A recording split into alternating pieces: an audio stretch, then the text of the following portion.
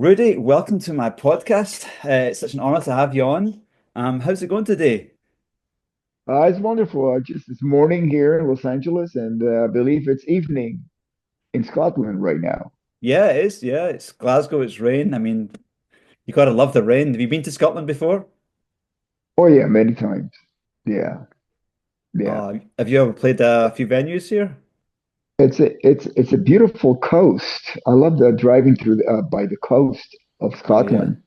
Stunning. yeah. You got lots of valleys and Scottish wild weather, and yeah, it's. Yes, yes. I yes. Played in Glasgow and Edinburgh.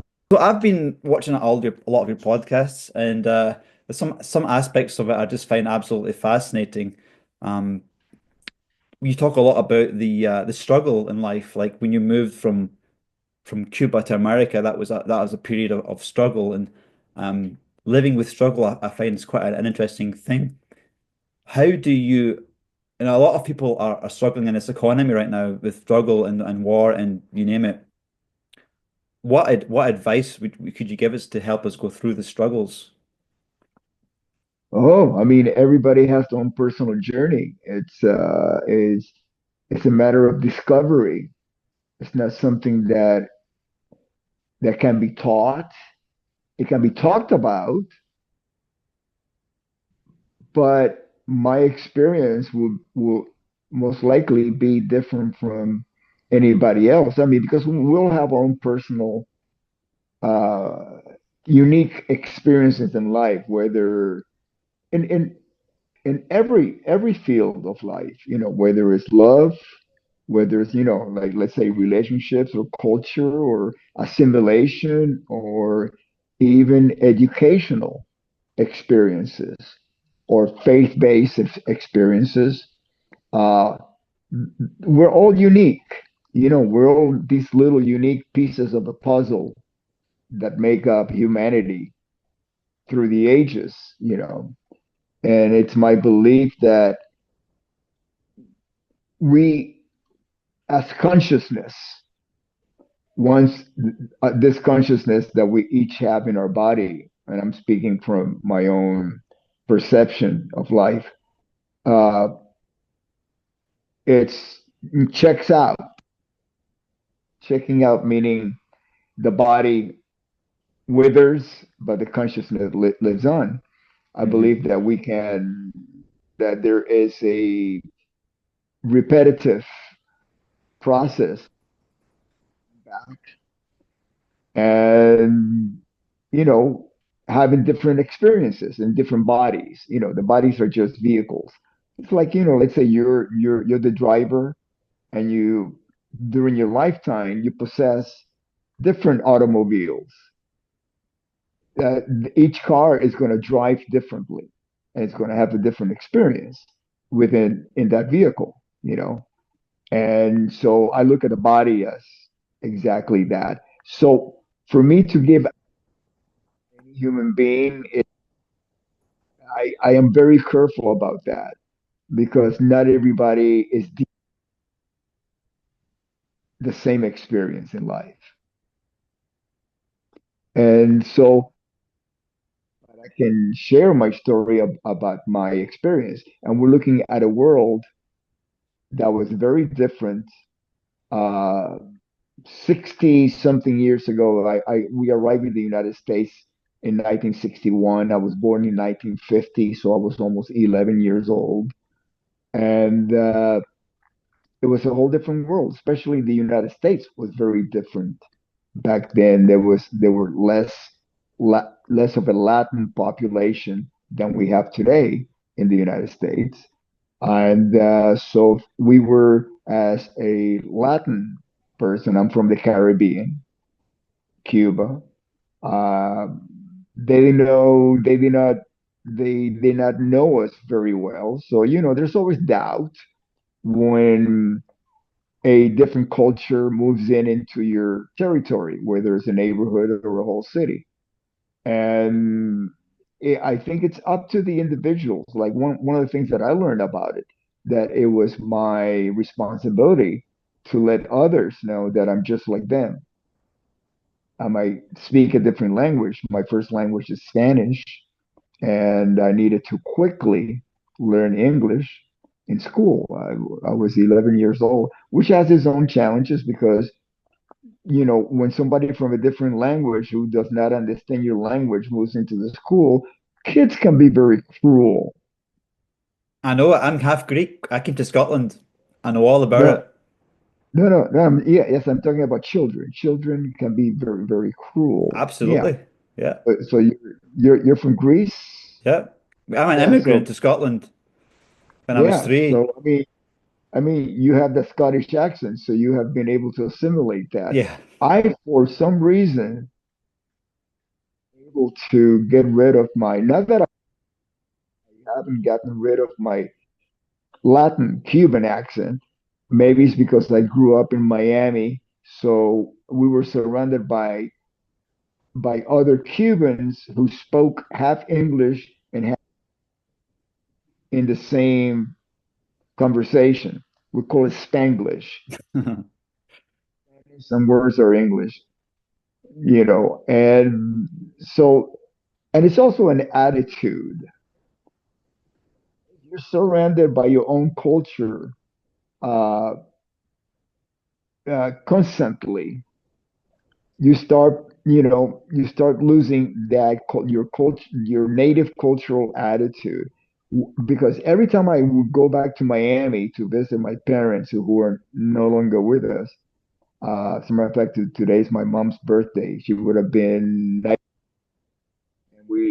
she passed away a couple of years ago. Oh, Uh, sorry to hear, mate. every time that I would return to Miami, I would get a whole different attitude because it's like the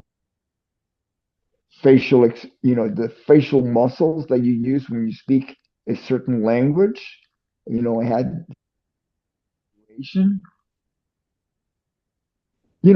Everything changes. So the reason why I believe I did not lose my Cuban accent is because I predominantly, until I left in Miami in the mid 70s, I was always living within a Latin culture, a neighborhood, a city, friends, family. We had the Latin community and we spoke like this, you know. But I find it absolutely fascinating. You're at a point in life where you're reading your Bible, but this is before you were famous, and you made a pact with God, and it says, you said something like, if I don't become like famous musician, I will play music. I was just wondering if you could give us more info, like idea about your level of faith there and how you just sort of weren't struggling about mentally becoming a professional musician, but you were just happy in your music. What? Well, the goal of becoming a professional musician was not as high as what I've been able to achieve. I leave that to by the grace of God, certain things happened in my life that took me to a whole different level that I was not wishing for. My wish was just so I could afford to, have a place to live that I could afford to pay for. Maybe raise a family. When I say maybe, it's because it was a matter of can we afford to have a family? Can we, because and it's pretty hard for musicians to raise families because we spend so much time on the road. So it's that perfect combination of finding your other half who's going to support your career Hmm. in every single way, you know.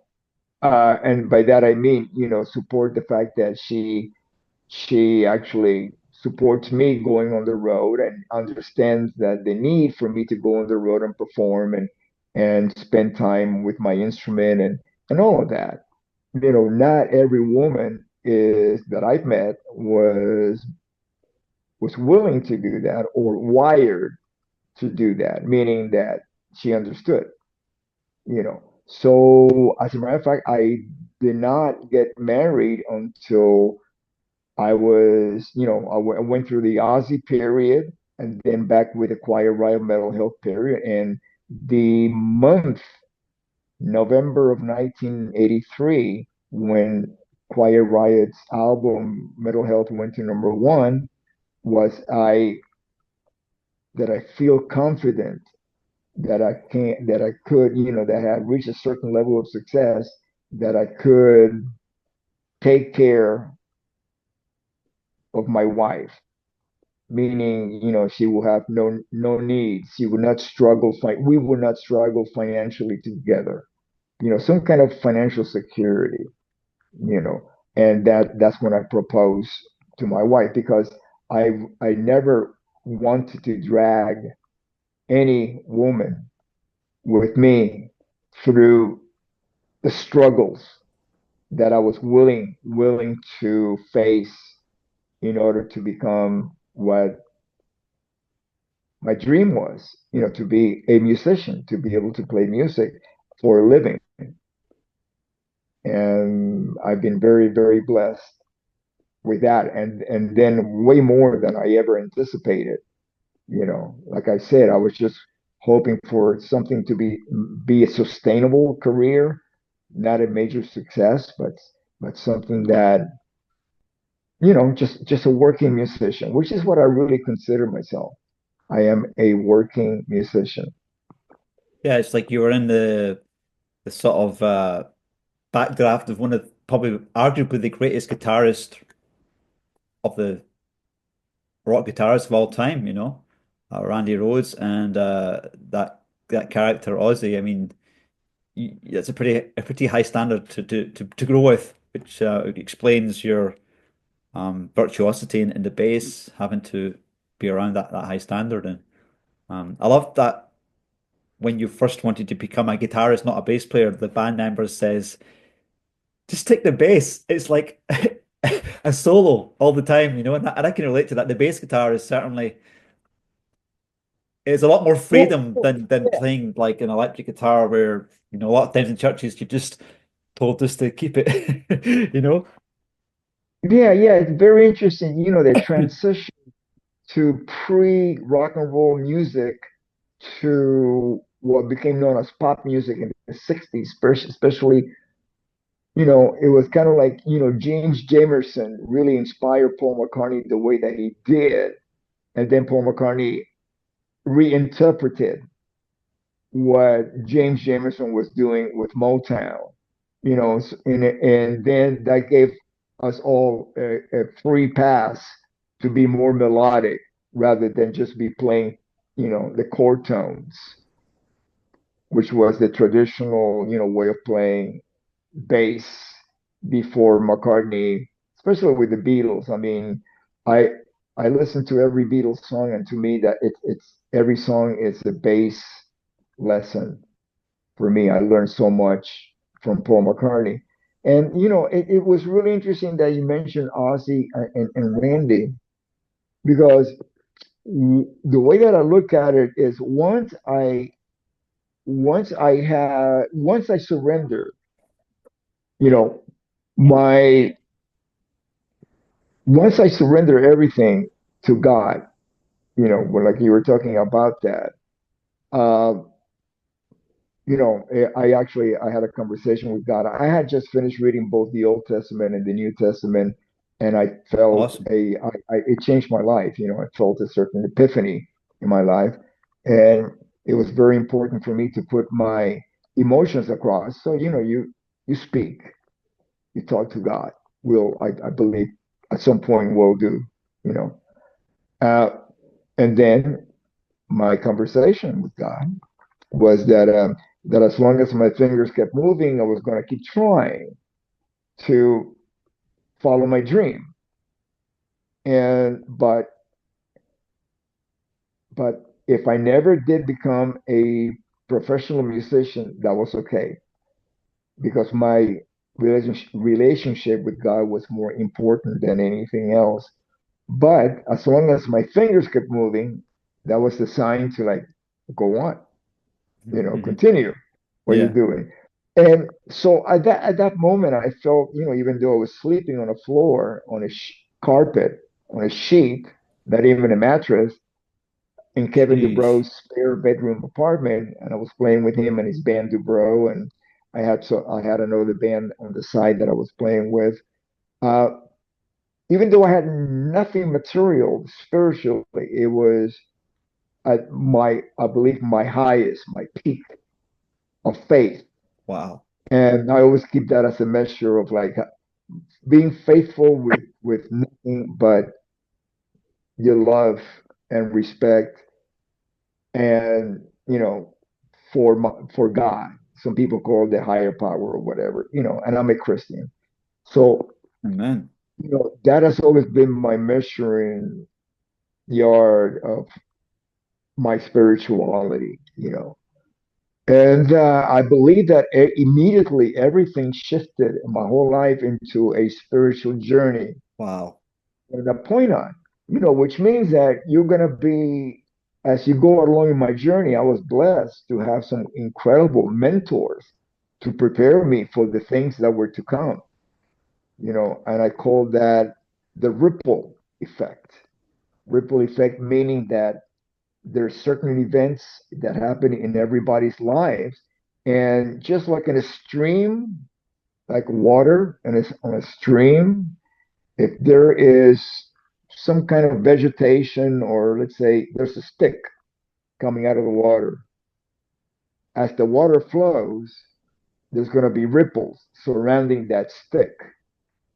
And the ripples happen before you get to the stick, and after you pass the stick, it's a round ripple, it's a circle, right? So that's at that point, that's where when I commenced my spiritual journey, I entered the ripples, and the ripples were, people that come into my life that affected and changed it and put me in the right path. The part of my spiritual journey, spiritual learning journey. Definitely Randy Rhoads, because I had played with Randy before in Quiet Riot, but it wasn't until I played with him in Ozzy that I got to play with the Randy Rhoads that everybody knows today. The Randy Rhoads that was allowed to to present his true musical creativity unbridled, which means that Ozzy already had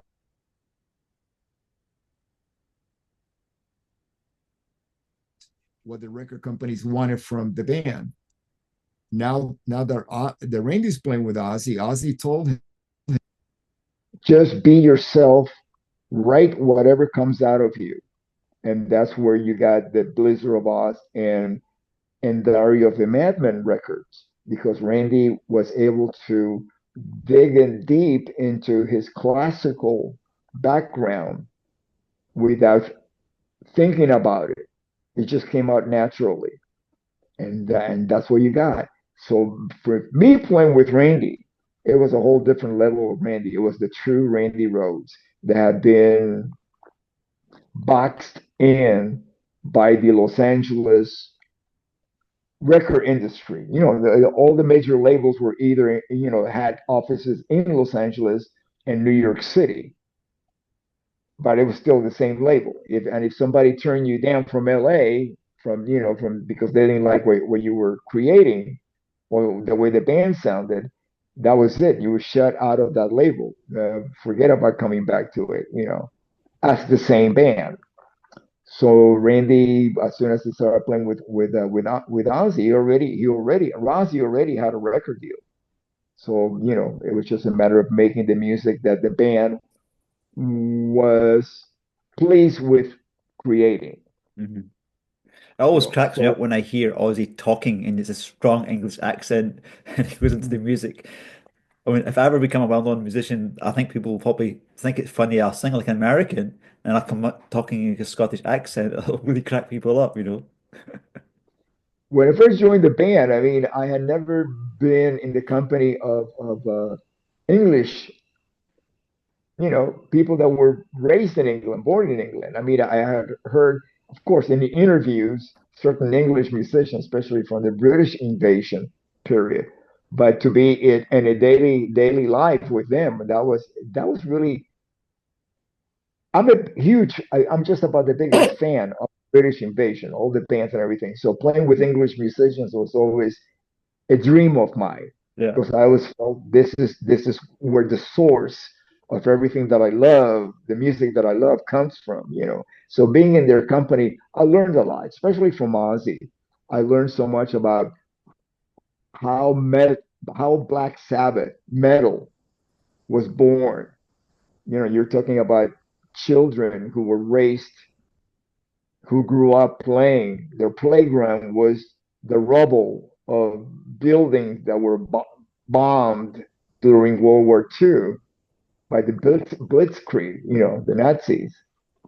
And, they were born shortly after the war ended. So it took England a long time to rebuild, especially the cities that were bombed, like Birmingham, and that's where he was raised.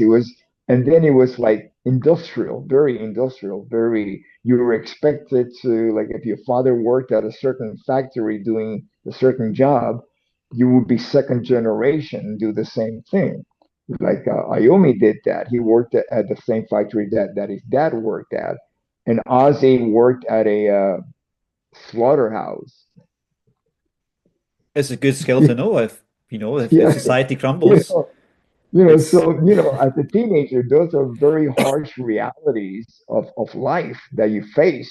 Being not only a blue collar worker, like we call it in the United States, a working man, and that's always been one of the great attributes that Ozzy has had, that I experienced with him on stage. His ability to to connect with the everyday human, the working man, the working woman. He has mm. that real deal about him. He doesn't put any airs. I always felt that Ozzy was most comfortable. This is before he was sober, just hanging at the pub, talking to anybody, just being another guy sitting at the bar, having a pint, and just telling stories. When I see Ozzy on stage, I don't see somebody that's putting on a show or acting. He is up there enjoying himself. And I also love it when you're performing in that you're one of the few bass players that puts on a performance as well. I mean, I just love the way you do the whole upside down thing on, you know. And I think the guy from Van Halen, oh, what's his name? He's Oh, also Michael Anthony, Anthony. Tony. Yeah, Yeah, he's. I like that. I like the whole animation with the bass as yeah, well. You know. yeah. I mean, that had a lot to do that we both came from the Sunset Strip Mm. in Los Angeles, and you had to put on a show,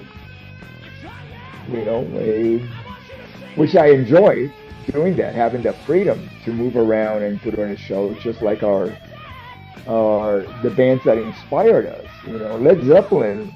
It's a great band to watch, even in the very, very early stages. There was something going on, and my favorite of all time has got to be the Who. They played dangerously.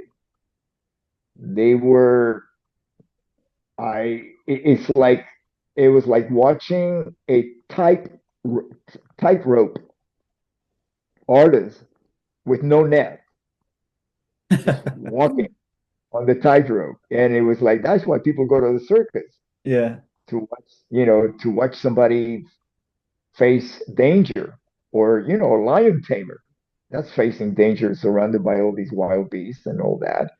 That's right, acrobats. Yeah, people love to watch that. And when you put a musician in that position, like the Who, I always thought that the Who went out there live without a net and just played dangerously. You know, that is the way that God meant rock and roll to be played. Yeah, I love There's no audience guarantee. participation. I mean, and I'm not being critical. I'm just being observing a certain fact that a lot of musicians go out with pre-recorded music, which means that they're bound to have to play everything the same every single night. Nah.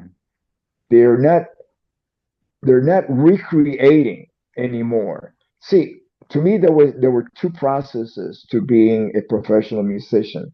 You record your music, you put it on an album and it gets played on the radio. You record it. And to me, a song, when it's being recorded, first of all, the being in the studio is a very clinical environment. You are going put into a microscope.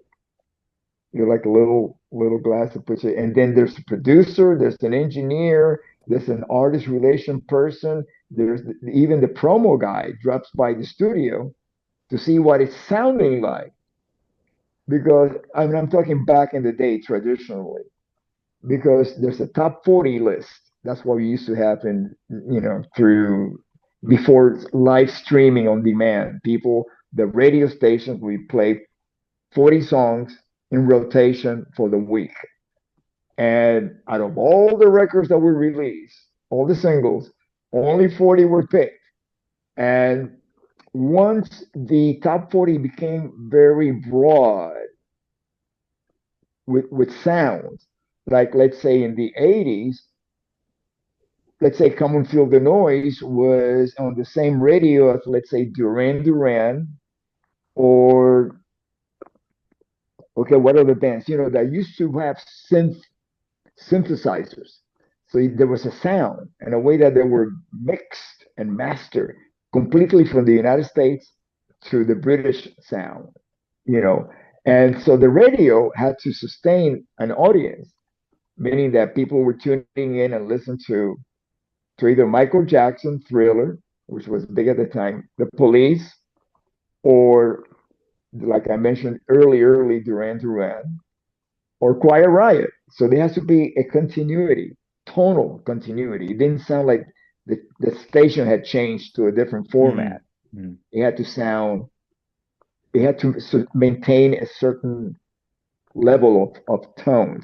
The bass had to be really big and punchy, and the drums and everything had to be equally accessible to hear. Mm. And if your track did not suit the playlist, you will not get added to it.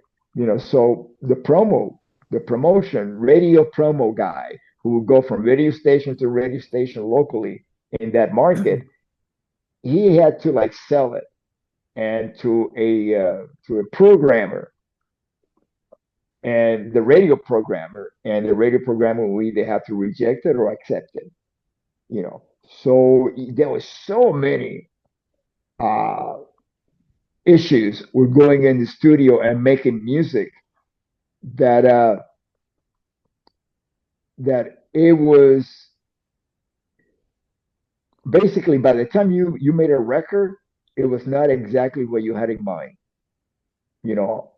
From the mix to the mastering to the way that they picked the single, or they even edited to fit that 2.5 minutes of a pop song on the radio. The radio edit, like Led Zeppelin, Whole Lot of Love, the album cut, or the single, which is edited.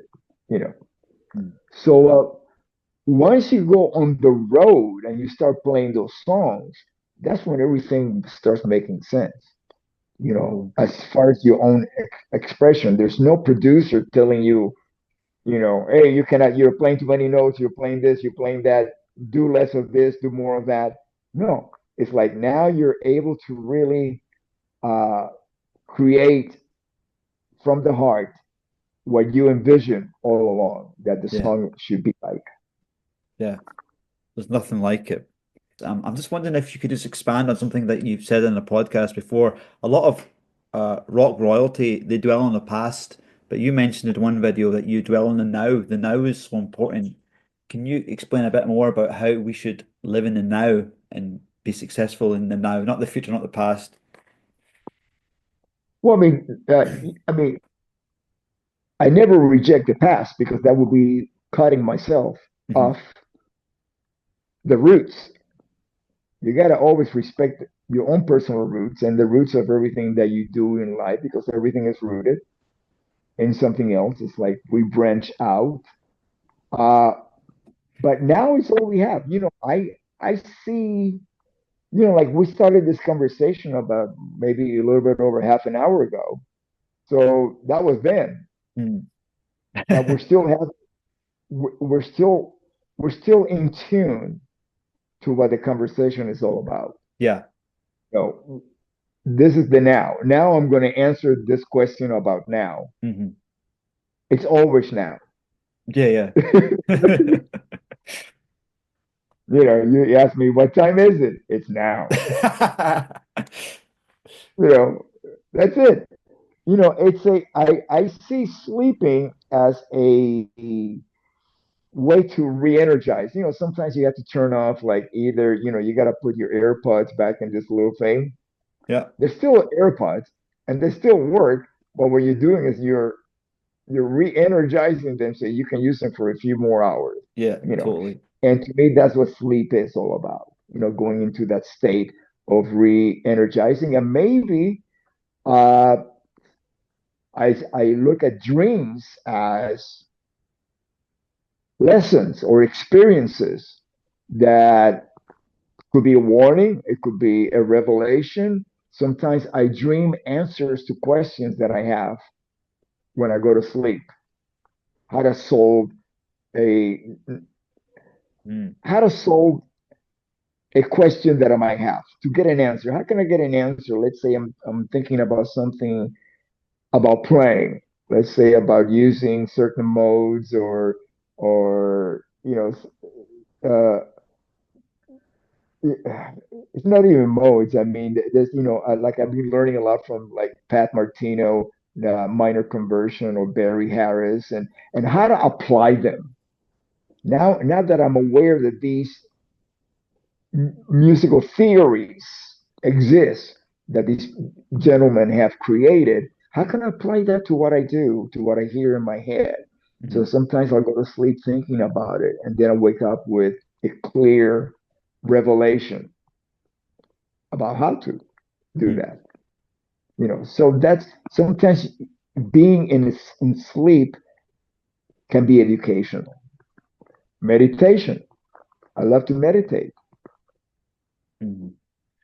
Well, Rudy, I've got a list of questions this long, but I know you've got a hard exit. So I just thanks very much for coming on the show, and I hopefully this is for me. I hopefully this is just the first course, and we can talk more about dreams and faith and all this kind of stuff. Yeah. Yeah, we should definitely do a part two because I love your questions. I really do. I it it I One of the things that I really enjoy about doing podcasts like yours is that I get in touch with things about myself that mm, by your questions pushing buttons, it kind of like reconnects me with myself. Amen, brother. I'm happy to help, and have a great day. And well, thanks for your You time, too, man. Nico. God bless. Bye bye. Bye.